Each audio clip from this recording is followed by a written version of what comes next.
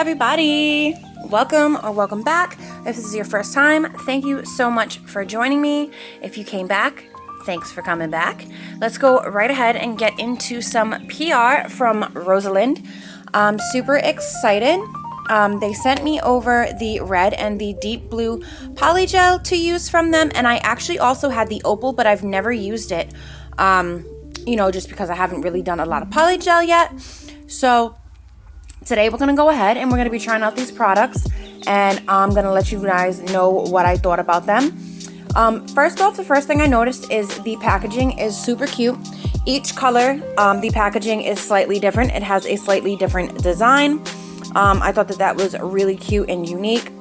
It gave it like that little bit of extra per each product. The polygels come in color-coded boxes, and they also come with a quick little how-to guide, frequently asked questions, a diagram on how to do it. So I am going to be showing you the red, blue, and the opal today. On the back, it just tells you the basic warning, and you have to use a UV light for it, to keep it away from your kids, all that good stuff. So as you can see here, the red one also comes in like its own designed box. The red one has like these really pretty little roses on it. I just really like the packaging. I think that it's really cute that they all have like their own little thing. And of course, this one comes with an instruction manual as well. Today, I decided to only use the red and the blue in my nail design. We're gonna go ahead and swatch them, and upon opening them, it wasn't really like a deep blue as stated on the packaging. It is true to color. It's kind of more of like a jelly blue or like an icy blue.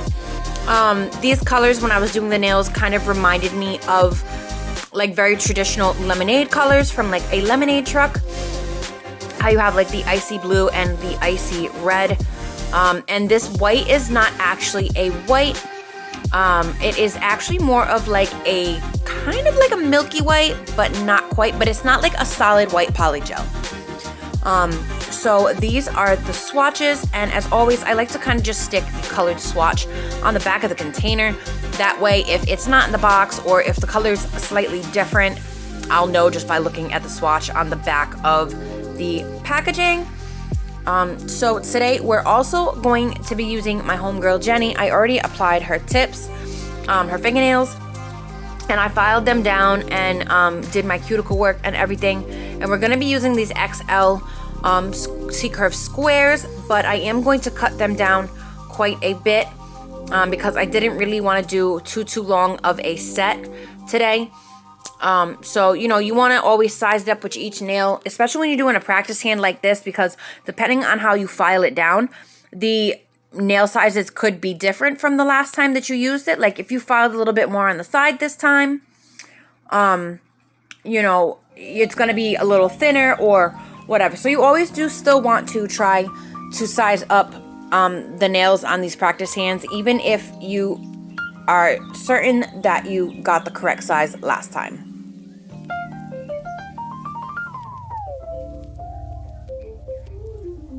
After we go ahead and put our nail tips on, I did do that off camera, but we're going to go ahead and we're going to cut them down. I didn't want to do too long of a nail set this time, just because I have a couple videos that I really been meaning to do. So I wanted to do something that wasn't going to take me too long to film. So I am cutting quite a bit of the length off. And after we have our length, we're going to go ahead and we're going to shape the sides, and we're going to even out the tips. And I'm also going to rough up the surface of the nail to get it ready for the base coat, so that the polygel can stick to the nails a little bit better. As I've said before, I like to show a little bit of each process. I'll do like 2 or 3 fingers just so that I can get the like the basic steps of what I'm doing down, and then I go ahead and I move on to the next step film wise. That way we can just kind of keep it short and you can still see what I'm doing.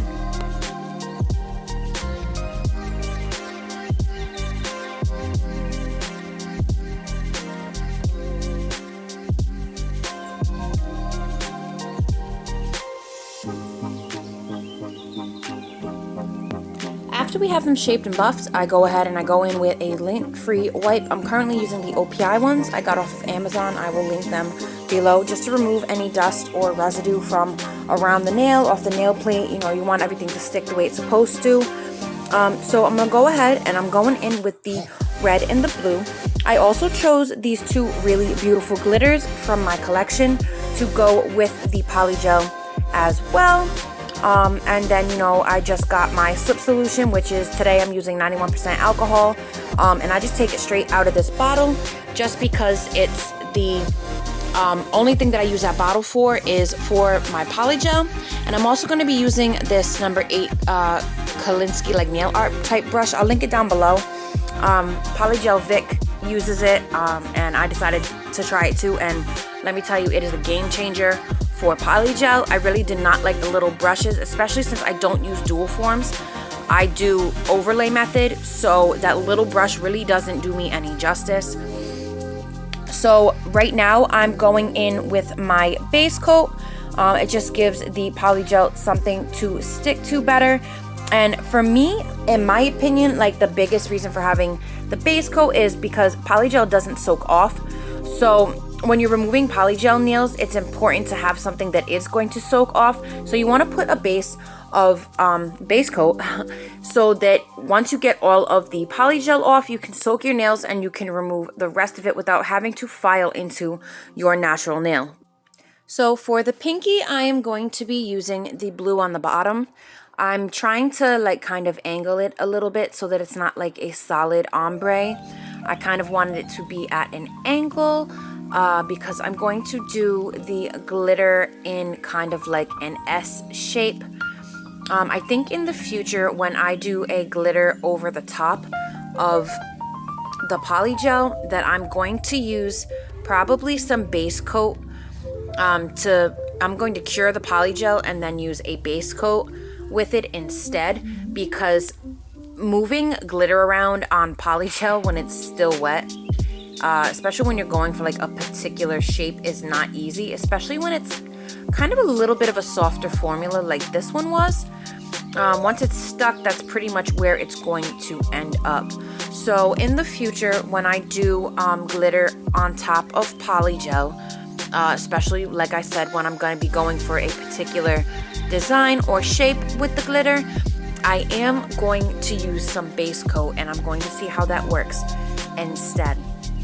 And then I just did the same exact thing with the index finger.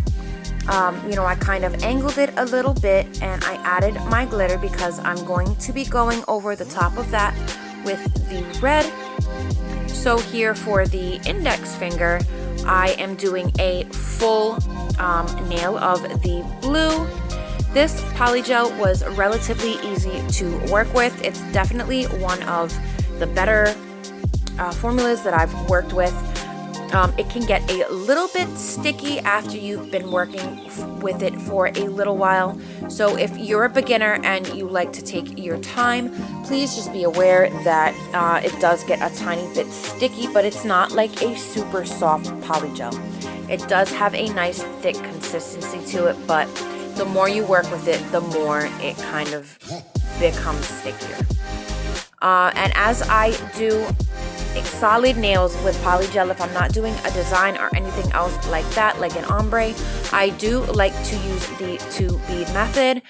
I like to be able to go in and shape the tip and the sides of the nail, get a nice even shape, you know, so that I don't have to do a lot of filing later on. And I find that the easiest way to do that is to go in with some thin layers of the Polygel.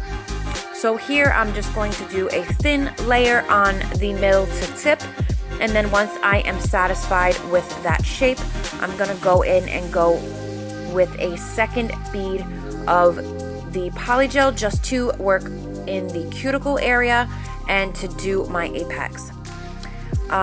What can I say about this Polygel? I really like the color. I think it's a very neat color. I like that it's not like a solid blue. I do really like the icy, you know, tone to it, and kind of the consistency also reminds me of like slushy. So that was pretty neat. I do really like the formula. It is a very good formula in my opinion, although I do personally like stiffer polygels just because I am very heavy-handed. I'm not very good with doing a feather touch, although I am working on that because, you know, you need to be able to maneuver the nail products the way that they need to be maneuvered. And if you're heavy-handed and you're just dragging product all over the place, you're gonna struggle with your shaping and you're gonna struggle with your designs, which I am noticing I am kind of having an issue with. So I need to learn what pressure to use, you know, and what you know, how hard I'm pressing and all that good stuff. So that's something to keep in mind when working with polygel. And here I'm just going to apply the glitter. Like I said, I was having an issue getting it into the shape that I wanted on top of the wet polygel. So please excuse how the glitter looks on this set. I will most definitely in the future, as I said, going forward, be using some base coat probably to try to stick the glitter on and be able to maneuver it across the nail a little bit better.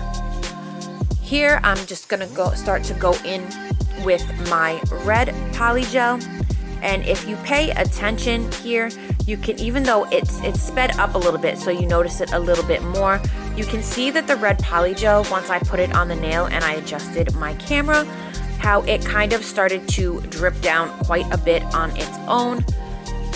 So in the future, when using this polygel, if I'm not using the red right away, I will probably stick it in the fridge for a little bit just to have it harden up.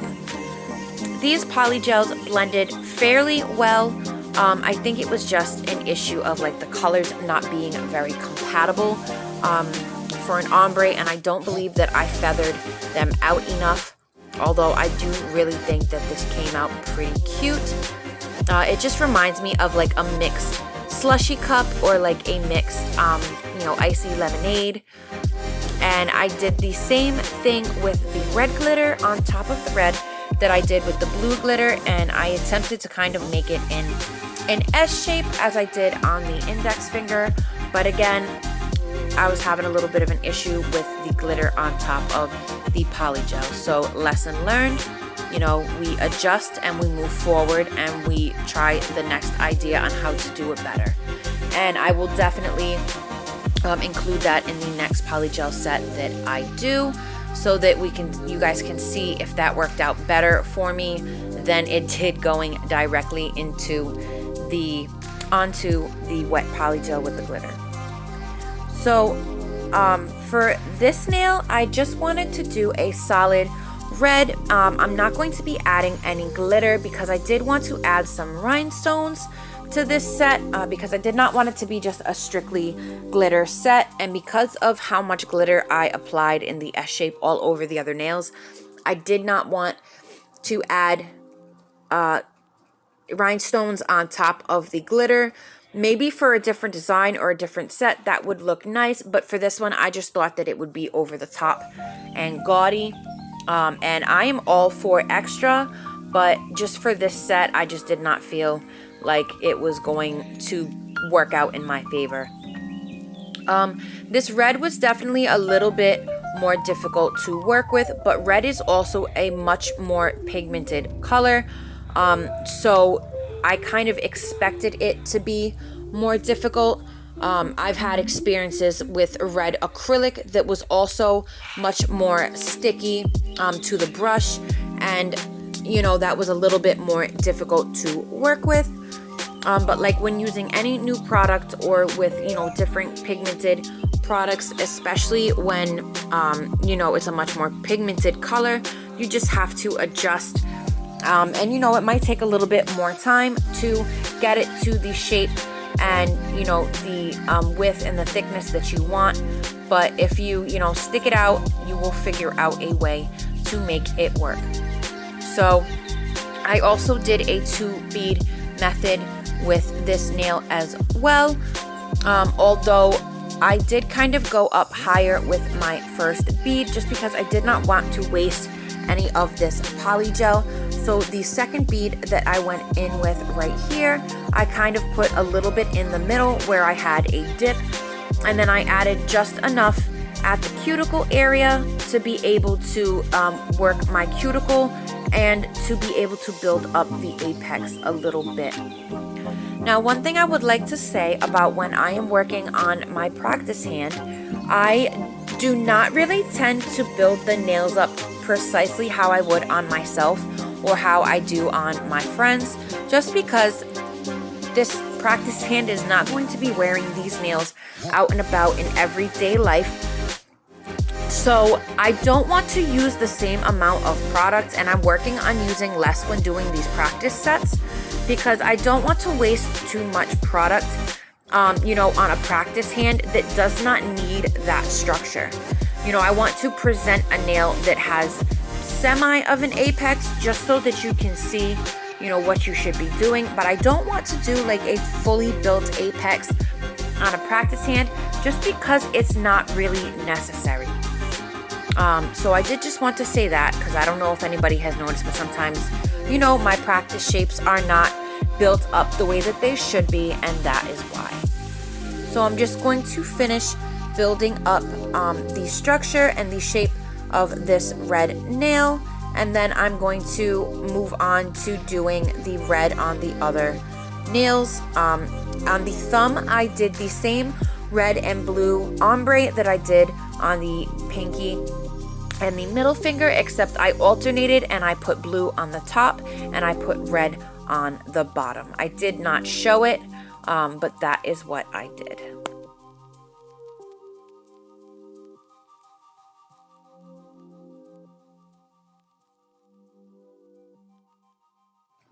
Now that I have finished applying all of my polygel, I did go in with a clear coat of another brand of polygel that I have, just because I did not receive any clear from this company.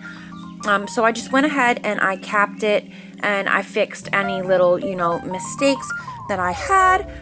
And now I'm going to go in and I'm going to clean the nail of all of the sticky residue before I start filing. Today I was using my Young Nails Swipe, but if I don't have Swipe available, I just use rubbing alcohol. I do have Swipe right now because I did get a couple of their kits a little while back. I did not end up doing a review of them because I messed up and deleted the footage by mistake. Don't know how I did that, but I did that. So I'm gonna go in and I'm gonna go ahead and start filing the polygel. When filing with polygel, one thing to keep in mind is that it is a lot softer than acrylic. So it is a lot easier to remove too much or to cause divots in the product. So when filing with polygel, my advice to you is less is more. Do a little bit at a time. Check your shape, as you will see me here doing. I always like to suggest to check from the tip to the cuticle to make sure that you do not have any muffin tops on the sides of your nails, and also to make sure that you don't have too much product at the tip. You want to be able to see the slight rise of the apex from the tip. And if there's too much product at the tip, you are not going to be able to see that. So I file the same way that I do with acrylic, from the sides over to the middle and from the middle over to the sides. But I just use a lighter touch because, like I said, the polygel is a lot softer than the acrylic, and I have a tendency to remove more product than I intended during my filing process. So I'm just going to go ahead and I'm going to do my filing.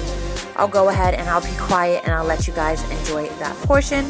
I'm sorry if I go off screen a couple times. It's just that I was checking the tip of the nail and looking down the barrel to make sure that I was doing it correctly.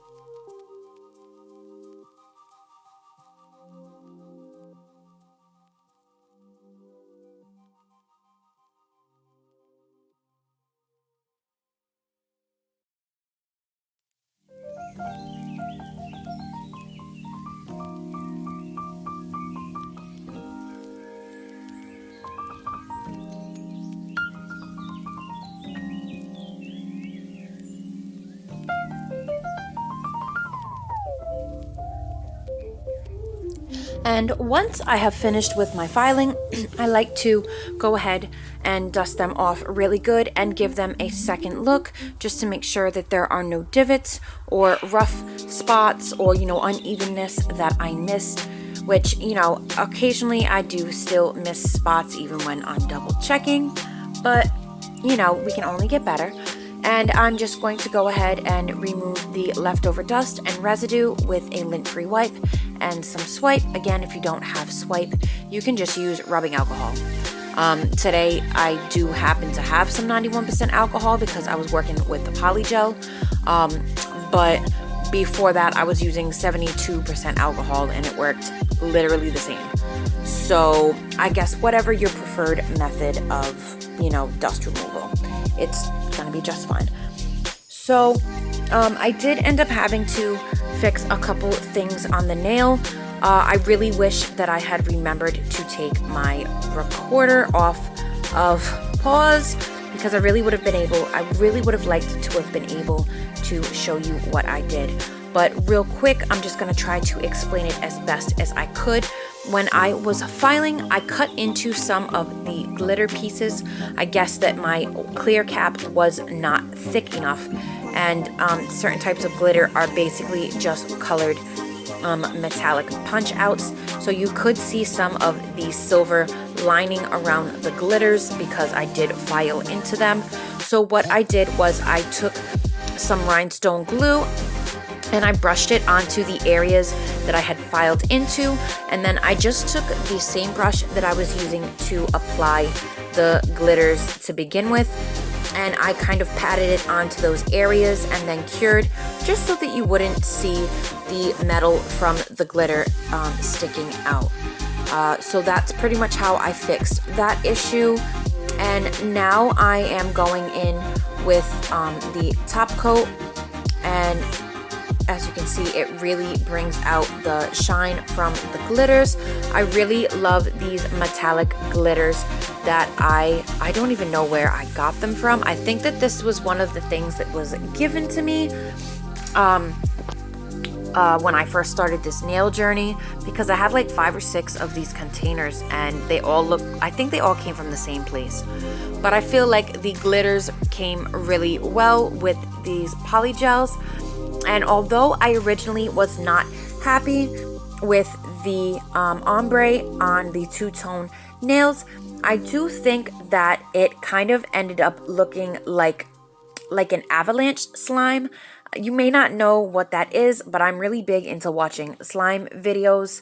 And basically it's when one type of slime kind of like mixes with the other one, but it doesn't like mix, it just kind of like avalanches into the other slime, and you get like this really cool like textured look in the container.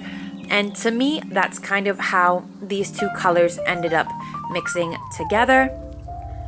So we're gonna go ahead and we're gonna go in with just a little bit of rhinestone bling. I did not overdo it, although I kind of afterwards was thinking of different designs that I could have done with the rhinestones, but this is just what I ended up doing. And I wanted to kind of give it like a nice sparkling touch, but I didn't want to add, like too much bling to the nails that had the glitters. And how I like to apply chunky rhinestones is I like to add a nice layer of the rhinestone glue. Today I'm using the rhinestone glue from Beetle's Gel, just because it's the one that I've been using since I started, and I want to use it up before I buy a new product. So I like to put down a decent layer of the rhinestone glue, and when that kind of evens itself out, I will go over the top with the top coat. That way I don't have to top coat, around the gemstones afterwards. And I just picked out a couple of really cute, really sparkly red and blue rhinestones just to give this nail a little bit of pop. And then I use this wax pencil to move them around on the nail. I really like how this nail set came out. I think that this is a really great brand of polygel. It is definitely slipped on, If you are interested in trying their products, I will leave the link to their Amazon shop in the description box, and I will also leave my code for 10% off. The code is good until July 31st. Thank you so much for joining me today. Thank you for taking the time out of your day to watch my video. Please take care of yourself, be kind to others, be kind to yourself, and I hope to see you guys in the next one.